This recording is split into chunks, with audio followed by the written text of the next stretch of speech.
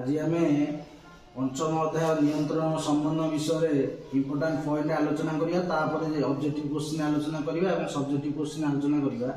नियंत्रण संबंध साधारणतः उद्भिद नियंत्रण संबंध रासायनिक पद्धति हर्मोन द्वारा होता है और उद्भिद हर्मोन को कहुए फाइटो हर्मोन।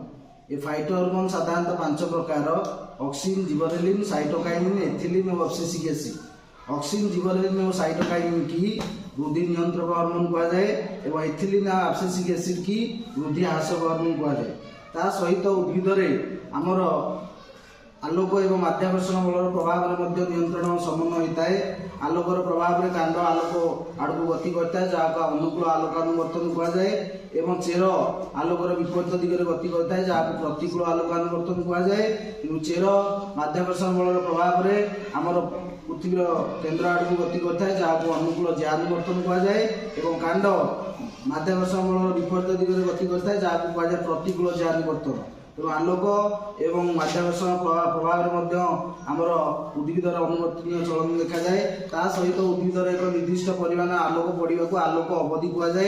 साधारणतः उद्भिदर आमर आलोक निर्दिष्ट परिमाण आलोक पड़े पत्र फ्लोरिजेन नामक एक आमर हार्मोन तैयारी हुए और फाइटोक्रोम नामक वर्णकणा कांड तैयारी होता है जहाँफल उद्भिदर फूल एवं धरवे सहायक होता है। ता सहित आमर केतक उद्भिद यथा लाजुकुली लतार अंतकुंचन गति देखा जाता है और स्टोमाटार गति देखा जाता है। एगुड़िक हूँ उद्भिदर अनुवर्तनीय चलन एवं साधारणतः आमर प्राणी मानकरे उभय रासायनिक पद्धति और स्नायुविक पद्धति आमर नियंत्रण संबंध होता है। साधारणतः रासायनिक पद्धति आमर अंतःस्नायु ग्रंथि खेलित हार्मोन द्वारा नियंत्रण संबंध होता है और स्नायुविक पद्धति स्नायु तंत्र माध्यम नियंत्रण संबंध होता है। तेणु मनुष्य उभय स्नायुविक और रासायनिक पद्धति नियंत्रण संबंध हो मनुष्य आमर नियंत्रण संबंध को स्नायु अंतःस्रावी तंत्र कहुए।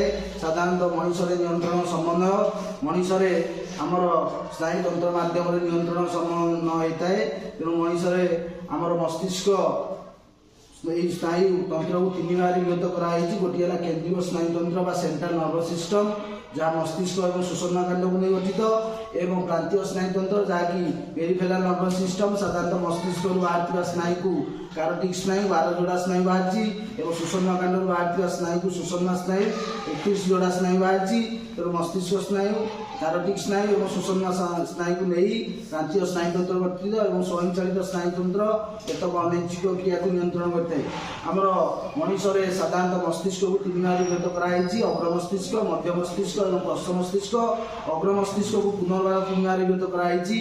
घ्राणपाड़ी आमर प्रमस्तिष्क एवं पश्चिम अग्र मस्तिष्क एवं मध्य मस्तिष्क को 4टी वर्तुल पिंड चतुष्क विभक्त कराई और आमर पश्चिम मस्तिष्क को आमर अनुमस्तिष्क और सुषुम्ना शीर्षक विभक्त कराई।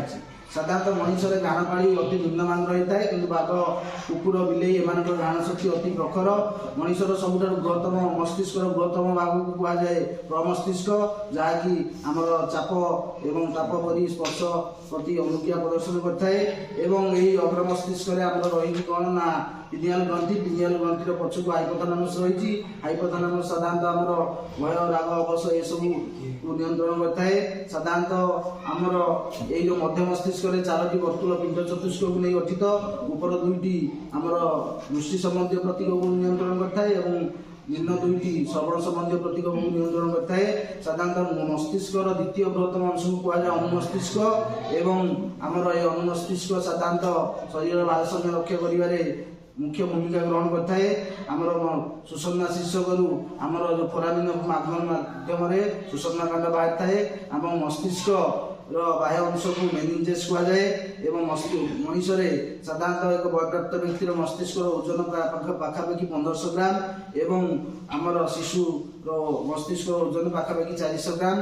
तो मस्तिष्क भितर फाँका स्थान कहुए मस्तिष्क निलय एवं मस्तिष्क निलय मध्य मस्तिष्क मेरुरस प्रवाहित होता है जहाँ मस्तिष्क को वायुमंडल चाप रक्षा करता है। ता सहित मस्तिष्क को प्रति मिनिटे 750 मिलीलिटर रक्त प्रवाहित होता है। तेणु मस्तिष्क सबुठ चलचंचल अंश आमर उभय मस्तिष्क और सुषुम्ना कांड बाह्य आवरण को मेनिंजेस कहुए। साधारणतः सुषुम्ना कांड लंब हूँ 45 सेंटीमीटर सुषुम्ना कांड मध्य आमर ये सेरिब्रोस्पाइनल रस प्रवाहित होता है एवं सुषुम्ना कांड साधारणतः शरीर में घटुवा अति जरूरी क्रिया प्रतिक्षेप क्रिया को नियंत्रण करता है। मस्तिष्क अगोचर में आमर सुषुम्ना कांड मुख्य नियंत्रक अंग होता है। तेणु आमर मस्तिष्क और सुषुम्ना कांड को नहीं केंद्रीय स्नायुतंत्र गठित एवं मस्तिष्क 12 जोड़ा स्नायु बाहरी जहाँ कारोटिक स्नायु कहुए एवं सुषुम्ना कांड 31 जोड़ा स्नायु बाहरी जहाँ सुषुम्ना स्नायु कहुए। तेणु कारोटिक स्नायु और सुषुम्ना स्नायु को नहीं आमर प्रांतीय स्नायुतंत्र गठित। ता सहित स्वयंचालित स्नायुतंत्र द्वारा आमर हृदपिंडर स्पंदन एवं आमर फुसफुस श्वासक्रिया ये सब आमर अनैच्छिक क्रिया संपादन होता है। साधारणतः रासायनिक पद्धति में अंतःस्रावी ग्रंथि को खेलित हर्मोन द्वारा नियंत्रण और समन्वय होता है एवं आमर यही मनुष्य साधारणतः यही अंतःस्रावी तंत्र साधारणतः विभिन्न प्रकार अंतःस्रावी ग्रंथि को नहीं गठित यथा pituitary thyroid parathyroid आड्रेनाल testis ovary आमर पैंक्रियाज अग्नाशय एवं भ्रूणबंध एमान होउछन्ति गोटे गोटे अंतःस्रावी ग्रंथ। साधारणतः पिट्यूटरी आम शरीर सबुठारु क्षुद्रतम अंतःस्रावी ग्रंथि एवं ये पिट्यूटरी जो आदिनो हाइपोफाइसिस रही से आदिनो हाइपोफाइसिस रु 6टी हर्मोन बाहर थाए आमर क्षरण होता है यथा आमर growth hormone prolactin hormone follicle stimulating hormone luteinizing hormone thyroid stimulating hormone एवं आडिनोकर्टिक ट्रोफिक हार्मोन एवं पिट्यूटरी नीरोहाइपोफाइसिस रु 2टी हार्मोन क्षरण होता है ऑक्सीटोसिन एवं आमर ये जो वासोप्रेसिन। साधारणतः थायरॉइड आमर शरीर सबुठ बृहत्तम अंतःस्रावी ग्रंथि एवं थायरॉइड ग्रंथि थायरॉक्सिन हार्मोन क्षरण होता है जहाँ रक्त में अम्लजान विनियोग क्षमता को आमर नियंत्रण करता है। ता सहित बेंगर रूपांतरण प्रक्रिया को त्वरान्वित करता है एवं आमर पाराथायरॉइड ग्रंथि को पाराथर्मोन क्षरण हुए जहाँ रक्त में कैल्शियम और फस्फरस परिमाण को नियंत्रण करता है एवं 4 गोटी पाराथायरॉइड ग्रंथि रही। आड्रेनाल ग्रंथि को आड्रेनालिन हार्मोन क्षरण हुए। आड्रेनाल ग्रंथि को साधारणतः आपातकालीन ग्रंथि कहुए इमरजेंसी ग्लैंड कहुए जहाँ भय अवश्य उत्तेजित अवस्था क्षरण होता है। पिनियल ग्रंथि मेलाटोनिन हार्मोन क्षरण हुए एवं पिनियल ग्रंथि साधारणतः आमर शरीर जैविक बड़ी आख्या दि जाएगी। अग्नाशय को एक मिश्रित ग्रंथि कहुए कहीं अग्नाशय उभय एंजाइम और हार्मोन क्षरण होता है। तो अग्नाशय साधारणतः जो अंशर हार्मोन क्षरण हुए आइसोलेट्स ऑफ लैंगरहंस कहुए। अग्नाशय आइसोलेट्स ऑफ लैंगरहंस में 3टी कोष थाए जैसे अल्फा सेल बीटा सेल और डेल्टा सेल।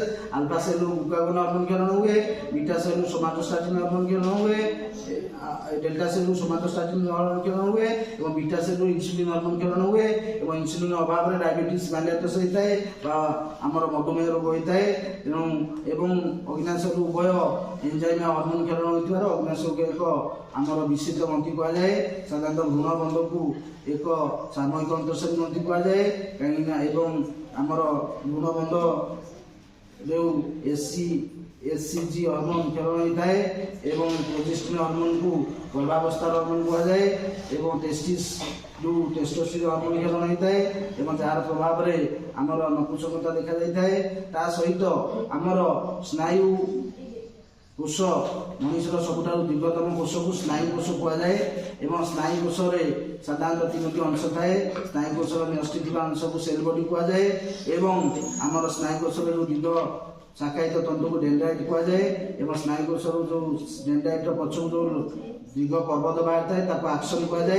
परिपक्व स्नायु कोष न्यष्टि न थाए तेणु परिपक्व स्नायु कोष विभाजित हो पारि न थाए तेणु विद्युत रासायनिक प्रक्रिया माध्यम स्नायु को आवेग संचरित होता है। तेणु स्नायु कोष स्नायुतंत्र गाठनिक और कार्यगत एकक ये ता सहित आमर चार्ल्स डार्विन से आलोकानुवर्तन उपरे परीक्षण करथिले एवं इवान पी पावलोव से प्रतिक्षेप क्रिया उपरे परीक्षण करथिले जोथि नोबेल पुरस्कार मिलथिला। तेणु मनुष्य फेरंदा संकेत नियंत्रण व्यवस्था थाए तेणु मनुष्य नियंत्रण और समन्वय उभय स्नायिक पद्धति एवं रासायनिक पद्धति हार्मोन द्वारा नियंत्रण और समन्वय होता है। तेणु ये आमर इम्पोर्टाट आमर पॉइंट जहाँकि आमको रिमेम्बर करने को कहला। ता सहित आम बर्तमान ऑब्जेक्टिव क्वेश्चन डिस्कशन करवा। आमर ऑब्जेक्टिव क्वेश्चन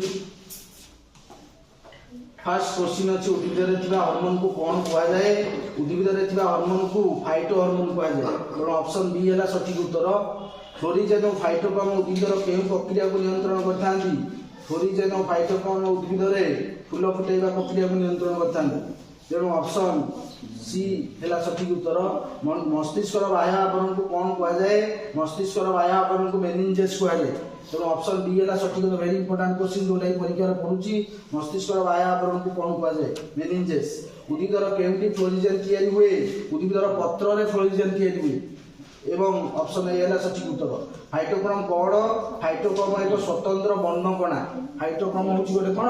ବର୍ଣ୍ଣକଣା, ଯାଉଥିପାଇଁ ଉଦ୍ଭିଦର ଫୁଲର ଫଳର ରଙ୍ଗ ଧାରଣ ହୋଇଥାଏ। ତେଣୁ ଫାଇଟୋକ୍ରୋମ ଗୋଟେ ବର୍ଣ୍ଣକଣା। ଅପସନ୍ ଏ ହେଲା ସଠିକ ଉତ୍ତର। କାରୋଟିଡ୍ ସ୍ନାୟୁ କେଉଁଠାରୁ ବାହାରିଥାଏ? ମସ୍ତିଷ୍କରୁ ବାହାରିଥିବା ସ୍ନାୟୁକୁ କାରୋଟିଡ୍ ସ୍ନାୟୁ।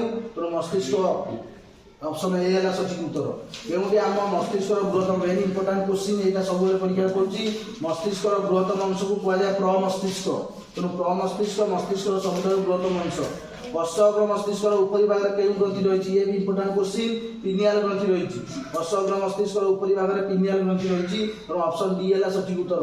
ମସ୍ତିଷ୍କର କେଉଁ ଭାଗରେ ଘାଣ ପାଳିଥାଏ? ଅଗ୍ର ମସ୍ତିଷ୍କରେ ଘାଣ ପାଳିଥାଏ ଏବଂ ଅପସନ୍ ଏ ହେଲା ସଠିକ ଉତ୍ତର। କିଏ ଆମ ମସ୍ତିଷ୍କକୁ ବାୟୁମଣ୍ଡଳ ଚାପ ରଖିବା? ପରୀକ୍ଷାରେ ସବୁବେଳେ ପଡୁଛି ଏ କ୍ୱେଶ୍ଚିନ୍ଟା। ମସ୍ତିଷ୍କ ମେରୁରସ ବା ସେରେବ୍ରୋ ସ୍ପାଇନାଲ ଦ୍ରବ। ସେରେବ୍ରୋ ସ୍ପାଇନାଲ ଦ୍ରବ ଯାହାକୁ କୁହାଯାଏ ମସ୍ତିଷ୍କ ମେରୁରସ, ଯିଏ ମସ୍ତିଷ୍କକୁ ବାୟୁମଣ୍ଡଳୀୟ ଚାପରୁ ରକ୍ଷା କରିଥାଏ। ତେଣୁ ଅପସନ୍ ସି ହେଲା ସଠିକ ଉତ୍ତର। ନବଜାତ ଶିଶୁର ମସ୍ତିଷ୍କର ଓଜନ ପ୍ରାୟ କେତେ ଗ୍ରାମ? ପରୀକ୍ଷାରେ ପଡୁଛି। ନବଜାତ ଶିଶୁର ମସ୍ତିଷ୍କର ଓଜନ ହେଉଛି 400 ଗ୍ରାମ। କେତେ ଗ୍ରାମ? 400 ଗ୍ରାମ। ଅପସନ୍ ଡି ହେଲା ସଠିକ ଉତ୍ତର। ମସ୍ତିଷ୍କର ଦ୍ୱିତୀୟ ବୃହତ୍ତମ ଭାଗ ସବୁବେଳେ ପରୀକ୍ଷାରେ ପଡୁଛି। ମସ୍ତିଷ୍କର ଦ୍ୱିତୀୟ ବୃହତ୍ତମ ଭାଗର ନାମ ହେଲା ଅନୁମସ୍ତିଷ୍କ। ଅନୁମସ୍ତିଷ୍କ ହେଉଛି ମସ୍ତିଷ୍କର ଦ୍ୱିତୀୟ ବୃହତ୍ତମ ଭାଗ। କେଉଁଠି ଆମ ଶରୀରର ଶ୍ୱାସକେନ୍ଦ୍ର ଉତ୍କେନ୍ଦ୍ର? ଆମ ଶରୀରର ଶ୍ୱାସକେନ୍ଦ୍ର ଉତ୍କେନ୍ଦ୍ର ହେଉଛି ସୁଷମା ଶୀର୍ଷ। ପରୀକ୍ଷାରେ ପଡ଼ିବ ଏଇ କ୍ୱେଶ୍ଚିନ୍। ଆମ ଶରୀରର ଶ୍ୱାସକେନ୍ଦ୍ର ଉତ୍କେନ୍ଦ୍ର ହେଉଛି କିଏ? ସୁଷମା ଶୀର୍ଷକ। ବୁଝିଲା? କେଉଁ ସ୍ନାୟୁତନ୍ତ୍ର ମସ୍ତିଷ୍କ ଓ ସୁଷମା କାଣ୍ଡକୁ ନେଇ ଗଠିତ? ମସ୍ତିଷ୍କ ଓ ସୁଷମା କାଣ୍ଡକୁ ନେଇ କେନ୍ଦ୍ରୀୟ ସ୍ନାୟୁତନ୍ତ୍ର ଗଠିତ। ତେଣୁ ଅପସନ୍ ସି ହେଲା ସଠିକ ଉତ୍ତର। ପ୍ରତିକ୍ଷେପ କ୍ରିୟା କାହା ଦ୍ୱାରା ନିୟନ୍ତ୍ରିତ ହୋଇଥାଏ? ପ୍ରତିକ୍ଷେପ କ୍ରିୟା ସୁଷମା କାଣ୍ଡ ଦ୍ୱାରା ନିୟନ୍ତ୍ରଣ ହୋଇଥାଏ। ପ୍ରତିକ୍ଷେପ କ୍ରିୟାରେ ସୁଷମା କାଣ୍ଡ ହେଉଛି ମୁଖ୍ୟ ନିୟନ୍ତ୍ରକ ଅଙ୍ଗ। ମସ୍ତିଷ୍କର ଅଗୋଚରରେ ଘଟଣାଟି ଘଟିଥାଏ। ବୁଝିଲା? ଶରୀରର ତାପମାତ୍ରା ରକ୍ତଚାପ କିଏ ନିୟନ୍ତ୍ରଣ କରିଥାଏ? ଶରୀରର ତାପମାତ୍ରା ରକ୍ତଚାପ ହାଇପୋଥାଲାମସ୍। ପରୀକ୍ଷାରେ ପଡୁଛି। ବୁଝିଲେ? ହାଇପୋଥାଲାମସ୍ ଶରୀରରେ ତାପମାତ୍ରା ରକ୍ତଚାପକୁ ନିୟନ୍ତ୍ରଣ କରିଥାଏ। ସୁଷମା କାଣ୍ଡର ଲମ୍ବ କେତେ ସେଣ୍ଟିମିଟର? ପରୀକ୍ଷାରେ ସବୁବେଳେ ପଡୁଛି। Very important question. ସୁଷମା କାଣ୍ଡର ଲମ୍ବ ହେଉଛି 45 ସେଣ୍ଟିମିଟର। କେତେ ସେଣ୍ଟିମିଟର? 45 ସେଣ୍ଟିମିଟର। ଅପସନ୍ ସି ହେଲା ସଠିକ ଉତ୍ତର। ଲାଜୁକୁଳି ଲତାର ଗତିକୁ କ'ଣ କୁହାଯାଏ? ଇଏ ପରୀକ୍ଷାରେ ପଡୁଛି ସବୁବେଳେ। ଲାଜୁକୁଳି ଲତାର ଗତିକୁ ଅନ୍ତକୁଞ୍ଚନ ଗତି କୁହାଯାଏ। କ'ଣ କୁହାଯାଏ? ଅନ୍ତକୁଞ୍ଚନ ଗତି। ହେଲା? ନାଷ୍ଟିକ୍ ମୁଭମେଣ୍ଟ। ବୁଝିଲା? କେଉଁଠି ଆମ ଶରୀରର ସବୁଠାରୁ ଲମ୍ବା କୋଷ? ପରୀକ୍ଷାରେ ପଡୁଛି। ସ୍ନାୟୁକୋଷ। ସ୍ନାୟୁକୋଷ ଶରୀରର ସବୁଠାରୁ ଦୀର୍ଘତମ କୋଷ। ବୁଝିଲା? ଆକ୍ସନ ବାହାରିଥିବା ସ୍ଥାନକୁ କ'ଣ କହନ୍ତି? ଆକ୍ସନ ବାହାରିଥିବା ସ୍ଥାନକୁ ଆକ୍ସନ ହିଲକ୍ କହନ୍ତି। କ'ଣ କହନ୍ତି? ଆକ୍ସନ ହିଲକ୍। ତେଣୁ ଅପସନ୍ ଡି ହେଲା ସଠିକ ଉତ୍ତର। ସ୍ନାୟୁକୋଷରେ କ'ଣ ନଥାଏ? ସବୁବେଳେ ପରୀକ୍ଷାରେ ପଡୁଛି। ସ୍ନାୟୁକୋଷରେ ଆମର ସେଣ୍ଟ୍ରୋଜୋମ୍ ନଥାଏ। କ'ଣ ନଥାଏ? ସେଣ୍ଟ୍ରୋଜୋମ୍ ନଥାଏ। ତେଣୁ ପରିପକ୍ୱ ସ୍ନାୟୁକୋଷ ବିଭାଜିତ ହୋଇପାରେ ନାହିଁ। ବୁଝିଲା? ତେଣୁ ଅପସନ୍ ଆମର ସି ହେଲା ସଠିକ ଉତ୍ତର।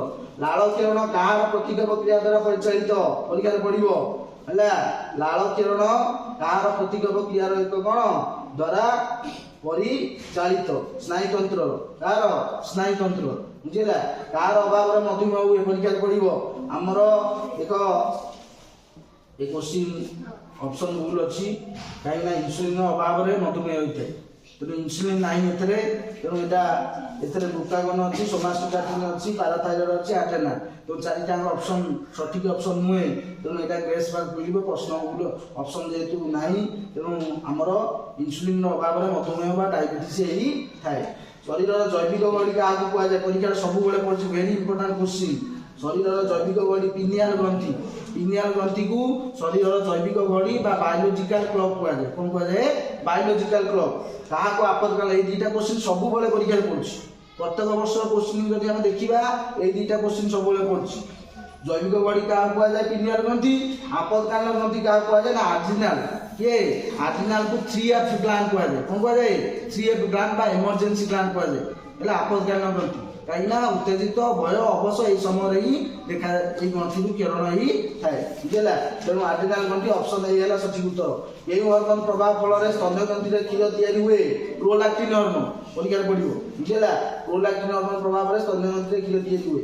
यही हार्मोन अभाव नपुंसकता देखा जाए टेस्टोस्टेरोन हार्मोन की हार्मोन टेस्टोस्टेरोन हार्मोन प्रभाव नपुंसकता देखा जाए। तेणु ऑप्शन डी है सठिक उत्तर बुझेगा। केउंटी गर्भावस्था परीक्षा सब पड़े वेरी इंपोर्टेंट क्वेश्चन गर्भावस्थार हार्मोन क्या कह जाए प्रोजेस्टेरोन। प्रोजेस्टेरोन को गर्भावस्थार हार्मोन कह जाए कौन कह जाए गर्भावस्थार हार्मोन प्रेगनेंसी हार्मोन तक कह जाए कौन कह जाए प्रेगनेंसी हार्मोन बा गर्भावस्थार हार्मोन। तेणु ऑप्शन डी है सठिक उत्तर। उद्भिदजात हार्मोन केते प्रकार 5 प्रकार है। उद्भिदजात हार्मोन केते प्रकार 5 प्रकार ऑक्सिन जिबरेलिन साइटोकाइनिन एथिलीन और एफसीसी अम्ल बुझेगा। एमान मध्य बुद्धि आशक हार्मोन के परीक्षा पड़े एथिलीन दीटा जो ऑप्शन है जोटा जीव एथिलीन और एब्सिसिक एसिड की बुद्धि आशक हार्मोन कह जाए। तेणु ऑप्शन जेहेतु एथिलीन अच्छी ऑप्शन बी है सठिक उत्तर बुझेगा। ताको मिश्रित ग्रंथि परीक्षा पड़े अग्नाशय अग्नाशय हूँ गोटे कौन मिश्रित ग्रंथि बुझेगा मिक्सड ग्लैंड उभय एंजाइम और हार्मोन किरण होता है बुझेगा। केउ हार्मोन बेग फुलारू बेगर रूपांतरण साहाय्य परीक्षा पड़े थायरोक्सिन हार्मोन की हार्मोन थायरोक्सिन हार्मोन बेग फुलारू बेगर रूपांतरण प्रक्रिया को साहाय्य करी थाए। मानव शरीर कारोटिक स्नायु संख्या केते परीक्षा पड़े 12 जोड़ा केते जोड़ा 12 जोड़ा कारोटिक स्नायु मस्तिष्क बाहर स्नायु को कारोटिक स्नायु कह जाए 12 जोड़ा स्नायु बाहर बुझेगा। बामनतार कारण कौन बामनतार कारण हूँ ग्रोथ हार्मोन कम क्षरण बामनता है। तेणु ऑप्शन बी है सठिक उत्तर। पिट्यूटारी जदि ग्रोथ हार्मोन कम क्षरण हम बामनता हम ग्रोथ हार्मोन अधिक क्षरण हेले अतिकायित होता है कौन हम अतिकायित बुझेगा। यही हार्मोन रक्त में शर्करा परिमाण स्थिर रखे परीक्षा पड़े इंसुलिन ये इंसुलिन रक्त में शर्करा परिमाण को कौन स्थिर रखे इंसुलिन अभाव में डायबिटीज हुए कौन हुए डायबिटीज मधुमेह हुए। अग्नाशय आल्फा कोषर कई हार्मोन परीक्षा पड़ो अग्नाशय आल्फा कोषर ग्लूकागोन हार्मोन की हार्मोन अग्नाशय आल्फा कोषर ग्लूकागोन हार्मोन बीटा कोषर इंसुलिन हार्मोन डेल्टा कोषर सोमाटोस्टैटिन हार्मोन बुझेगा। प्रतिगमन क्रिया संपर्क में केउं वैज्ञानिक गवेषणा परीक्षा पड़े इवान पी पावलोव ये इवान पी पावलोव जे कि प्रतिगमन क्रिया पर गवेषणा करथिले जाहाकू नोबेल पुरस्कार मिलथिला कोन मिलथिला नोबेल पुरस्कार मिलथिला बुझेला। वार्ता ग्रहण डेंड्रन वार्ता प्रेरण एक्शन ये एक्शन दुईटी स्नायुकोषर मध्यवर्ती स्थान को कौन कह जाए सिनाप्स कौन कह जाए सिनाप्स बुझेला। और सिनाप्टिक फांक डेंड्राइट एक्शन मिलित स्थान को सिनाप्स कह जाए और मध्यवर्ती स्थान को सिनाप्टिक फांक कौन कह जाए सिनाप्टिक फांक बुझेला। मस्तिष्क मध्य वायुमंडल चापर प्रभाव कहीं पड़े ना मस्तिष्क मेरुरसर उपस्थिति मस्तिष्क मेरुरस आमको वायुमंडल चापर रक्षा करी थाए बुझेला। जहाँकि वायुमंडल चापर आमको जो मस्तिष्क मेरुरस रक्षा करता है। स्नायु आवेग स्नायुकोषर केउ अंश द्वारा संवृत हो विद्युत रासायनिक प्रक्रिया परिणत हुए एसिडोकोलाइन है एसिडोकोलाइन हूँ गोटे स्नायु संचारक कौन गोटे स्नायु संचारक बुझेगा। तो एसिडोकोलाइन कौन करे ना स्नायु आवेग को संचालित करी थाए बुझेगा। प्रति मिनिट में मस्तिष्क मध्य प्राय केते मिलीलीटर रक्त प्रवाहित परीक्षा सब पड़ुछि है 750 मिलीलीटर केते 750 मिलीलीटर रक्त प्रवाहित हुए बुझेगा। मस्तिष्क केउ अंश स्पर्शजनित उद्दीपना प्रति प्रतिक्रिया प्रकाश करिया साहाय्य करे परीक्षा पड़ुछि प्रमस्तिष्क के प्रमस्तिष्क स्पर्शजनित उद्दीपना प्रति प्रतिक्रिया प्रकाश करिबारे साहाय्य करे। मानव मस्तिष्क मुख्यतः केतोटी भाग विभक्त 3 भाग अपर मस्तिष्क मध्य मस्तिष्क और किए पश्च मस्तिष्क। तेणु ऑप्शन बी है सठिक उत्तर। उद्भिदर चेर केउं प्रकार परीक्षा डेटा पड़ुछि है उद्भिदर चेर अनुकूल ज्यानुवर्तन कौन अनुकूल ज्यानुवर्तन जदि ऑप्शन में थिबो प्रतिकूल आलोकानुवर्तन भी जदि ऑप्शन में थिबो भी ठीक है। तो उभय अनुकूल ज्यानुवर्तन और प्रतिकूल आलोकानुवर्तन चेर माटी आड़क बढ़िया को अनुकूल ज्यानुवर्तन आलोकर विपरीत दिग को बढ़िया को प्रतिकूल आलोकानुवर्तन चेर दुटा मिलता है। स्नायुकोषर शाखायित तंतु कौन कह जाए शाखायित तंतु डेंड्राइट परीक्षा पड़ुछि है स्नायु शाखायित तंतु कौन कह जाए डेंड्राइट। अग्नाशयर डैश केउं कोषरु आमर हार्मोन क्षरण होता है अग्नाशयर डैश कोषरु हार्मोन क्षरण हुए एटा भी देख आमर भूल अच्छी ऑप्शन भूल अच्छी कौन ना अग्नाशयर डैश कोषरु केउं हार्मोन क्षरित होता है ইনসুলিন গ্লুকাগন সোমাটোস্টাটিন এମାନେ ହେଉଛି ତିନିଟାଙ୍କ ଅଗ୍ନାଶୟ ତିନିଟାଙ୍କ ଗୋଟେ ଗୋଟେ ହର୍ମୋନ୍ ଇନସୁଲିନ ଗ୍ଲୁକାଗନ ଆଉ ସୋମାଷ୍ଟୋଷ୍ଟିନ ଗୋଟେ alpha cell beta cell delta cell hormone କିରଣ ଯଦି ଏଇଟା ଅଗ୍ନାଶୟର କେଉଁଠି ଅଗ୍ନାଶୟ କୋଷରୁ କ୍ଷଣିତ ହର୍ମୋନ୍ ନୁହେଁ ତାହେଲେ ଏଇଟା ଆଡ୍ରେନାଲିନ୍ ହେଇଥାନ୍ତା କ'ଣ ହେଇଥାନ୍ତା ଆଡ୍ରେନାଲିନ୍ ତେଣୁ ଏଇଟା ଅପସନ୍ କ'ଣ ଅଛି ଭୁଲ ଅଛି ତେଣୁ ଏଇଟା ଗେସ୍ ସେଇଭଳିଆ କୋଶ୍ଚିନ୍ ମିଳିବ ମଧ୍ୟ ମସ୍ତିଷ୍କର ଉପର ଦୁଇଟି ପିଣ୍ଡ କେଉଁ ପ୍ରକାର ପ୍ରତିକ୍ଷେପ ନିୟମ ପରୀକ୍ଷାରେ ପଡୁଛି ଉପର ଦୁଇଟି ଦୃଷ୍ଟି ସମ୍ବନ୍ଧୀୟ ପ୍ରତିକ୍ଷେପ କ'ଣ ଦୃଷ୍ଟି ସମ୍ବନ୍ଧୀୟ ପ୍ରତିକ୍ଷେପ ତଳ ଦୁଇଟି ଶ୍ରବଣ ସମ୍ବନ୍ଧୀୟ ପ୍ରତିକ୍ଷେପ ବୁଝିଲା ଆକସ୍ମିକ ଆଘାତ ଭୟ ଉତ୍ତେଜନା ଯୋଉ କେଉଁ ହର୍ମୋନ୍ କ୍ଷେଳିତ ହୁଏ ପରୀକ୍ଷାରେ ପଡୁଛି ଆଡ୍ରେନାଲିନ୍ ଯୋଉ ହର୍ମୋନ୍ ଆଡ୍ରେନାଲିନ୍ ତେଣୁ ତାକୁ ଆପର୍ତ୍ତକାଳୀନ ଗ୍ରନ୍ଥି କୁହାଯାଏ ଏମର୍ଜେନ୍ସି ଗ୍ଲାଣ୍ଡ ଆଡ୍ରେନାଲିନ୍ର ପ୍ରଭାବରେ ଉତ୍ତେଜିତ ଭୟ ଅବଶ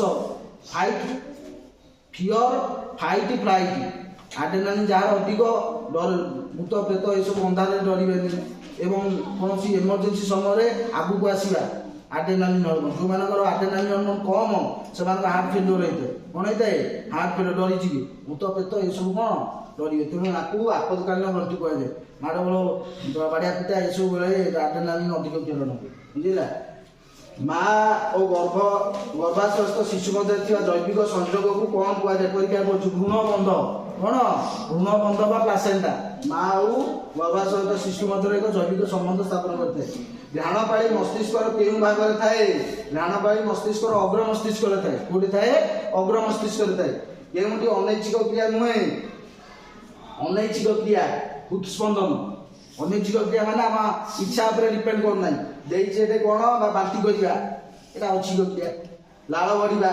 ଚୋବେଇବା ହୃତ୍ସ୍ପନ୍ଦନ ଆମ ଇଚ୍ଛା ଉପରେ ନିର୍ଭର କରେ ନାହିଁ ଏଇଟା ହେଉଛି ଅନୈଚ୍ଛିକ କ୍ରିୟା ବୁଝିଲା ମାନବ ଶରୀରର ଲମ୍ବା କୋଷ କେମିତି ସ୍ନାୟୁ କୋଷ ହେଉଛି ମାନବ ଶରୀରର ସବୁଠାରୁ ଲମ୍ବା କୋଷ ବା ଦୀର୍ଘତମ କୋଷ ବୁଝିଲା ସ୍ନାୟୁ କୋଷର କେଉଁ ଅଂଶଟି ବାର୍ତ୍ତା ଗ୍ରହଣ କରେ ଡେଣ୍ଡ୍ରାଇଟ୍ ଡେଣ୍ଡ୍ରାଇଟ୍ ବାର୍ତ୍ତା ଗ୍ରହଣ କରେ ବୁଝିଲା କେଉଁ ରସରେ ଉଭୟ ଏନଜାଇମ୍ ଓ ଅମ୍ଳ ଥାଏ ଦେଖ ଏ ପରୀକ୍ଷାରେ ପଡୁଛି ଏଟା କେଉଁ ରସରେ ଉଭୟ ଏନଜାଇମ୍ ଓ ଅମ୍ଳ ଥାଏ ଅପସନ୍ ଏ ରେ ଦେଇଛି ଅଗ୍ନାଶୟ ବି ରେ ଦେଇଛି ଲୁକକ ସି ରେ ଦେଇଛି ଯକୃତ ଡି ରେ ଦେଇଛି ପାକସ୍ଥଳୀ ତେଣୁ ପାକସ୍ଥଳୀରେ ଆମର ଉଭୟ ଏନଜାଇମ୍ ଆଉ ଅମ୍ଳ ଥାଏ ପାକସ୍ଥଳୀରେ ପାଚକ ଆମର ଲବଣାମ୍ଳ ଥାଏ ଆଉ ଏନଜାଇମ୍ ଥାଏ ବୁଝିଲା ତାପରେ ଦେଇଛି ଆମର ଲେଡି କୋଷରୁ କେଉଁ ହର୍ମୋନ୍ କ୍ଷରଣ ପରୀକ୍ଷାରେ ସବୁବେଳେ ପଡୁଛି ଇମ୍ପୋର୍ଟାଣ୍ଟ କ୍ୱେଶ୍ଚିନ୍ ଲେଡି କୋଷରୁ ଟେଷ୍ଟୋଷ୍ଟିରିନ୍ ହର୍ମୋନ୍ କ୍ଷରଣ କ'ଣ କ୍ଷରଣ ହୁଏ ଆମର ଟେଷ୍ଟିସରେ ଲେଡି କୋଷ ଅଛି ଯୋଉଥିରୁ କି ଟେଷ୍ଟୋଷ୍ଟିରିନ୍ ହର୍ମୋନ୍ କ୍ଷରଣ ହୁଏ ଏବଂ ଟେଷ୍ଟୋଷ୍ଟିରିନ୍ ହର୍ମୋନ୍ର ପ୍ରଭାବରେ ନପୁଂସକତା ଦେଖାଯାଏ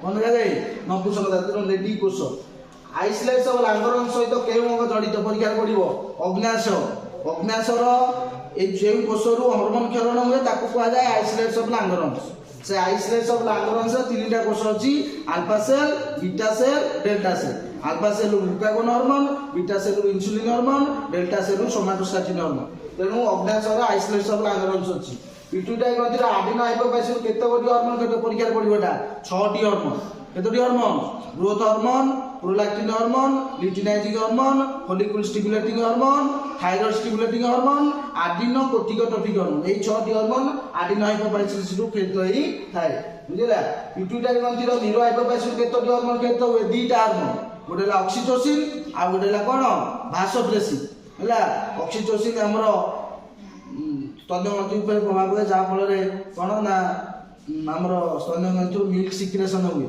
जो आफ्टर डेलीवरी बुझेला एवं भासोप्रेसिन जहाँ आम आंटी डायबेटिक हार्मोन कहुए जार अभाव में डायबेटिस माइलेटस बहुमूत्र रोग हुए तेणु डायबेटिस जार हार्मोन अभाव ताको डायबेटिस हम समस्त डायबेटिस हम ना बुझेला केउंटी एक सामयिक अंतःशरी सब बेले परीक्षा पड़े वेरी इंपोर्टेंट क्वेश्चन सामयिक अंतःशरी ग्रंथि क्या कहुए भ्रूणबंध भ्रूणबंध बा प्लासेंटा ताकू गोटे सामयिक अंतःशरी ग्रंथि कहुए एवं भ्रूणबंध को गर्भ संचारक निम्नक हार्मोन कहुए से एचसीजी ह्यूमन कोरियो गोनाट्रोफिक हार्मोन जहाँ को कहुए गर्भ संचारक निर्णायक हार्मोन बा प्रेगनेंसी टेस्ट हार्मोन है मूत्र सहित ये भ्रूणबंध रु एचसीजी हार्मोन आसता है जहाँ फल जड़े प्रेगनेंसी अच्छी कि ना जना पड़ी थाए बुझेगा भ्रूणबंध हूँ गोटे टेम्पोरारी एंडोक्राइन ग्लैंड सामयिक अंतःशरी ग्रंथि भ्रूणबंध रु कई हार्मोन परीक्षा पड़ेगा एचसीजी कौन ह्यूमन कोरियो गोनाट्रोफिक हार्मोन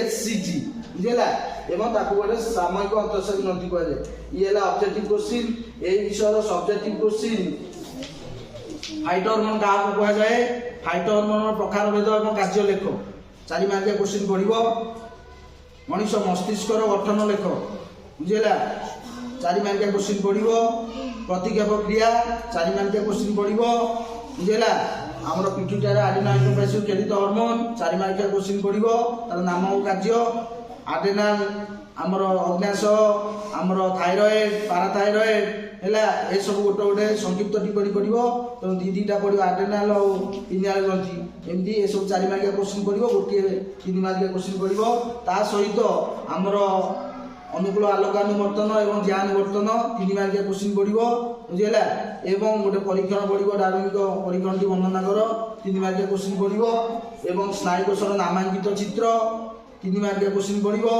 एवं स्नायुकोशर गठन और कार्य 4 मार्किया क्वेश्चन पड़ो है सहित अंतःस्रावी और बहिस्रावी ग्रंथि मध्य पार्थक्य वेरी इंपोर्टाट अंतःस्रावी और बहिस्रावी ग्रंथि मध्य पार्थक्य 3टी पॉइंट 3 मार्किया क्वेश्चन पड़ो एंजाइम आमर अन्य पदार्थ क्षरण हुए हार्मोन क्षरण हुए है क्षरित पदार्थ निर्दिष्ट पथ दे ग्रंथि बाहर को आसे एवं क्षरित पदार्थ सीधा सड़क रक्त में मिसे थायरॉइड आमर पिट्यूटरी एमाने होचुनी गोटे गोटे अंतःस्रावी ग्रंथि बहिस्रावी ग्रंथि किए ना यकृत लाल ग्रंथि है यकृत शरीर सबुठार बृहत्तम बहिस्रावी ग्रंथि तो अंतःस्रावी ग्रंथि बहिस्रावी ग्रंथि मध्य पार्थक्य 3टी पॉइंट 3 मार्क है एंजाइम और हार्मोन मध्य पार्थक्य आसो कौन आसो एंजाइम और हार्मोन मध्य पार्थक्य तेणु एंजाइम साधारणतः आमर बहिस्रावी ग्रंथि क्षरित पदार्थ को एंजाइम कहुए अंतःस्रावी ग्रंथि क्षरित पदार्थ को हार्मोन कहुए एंजाइम साधारणतः बारंबार भाग नहीं था रासायनिक प्रतिक्रिया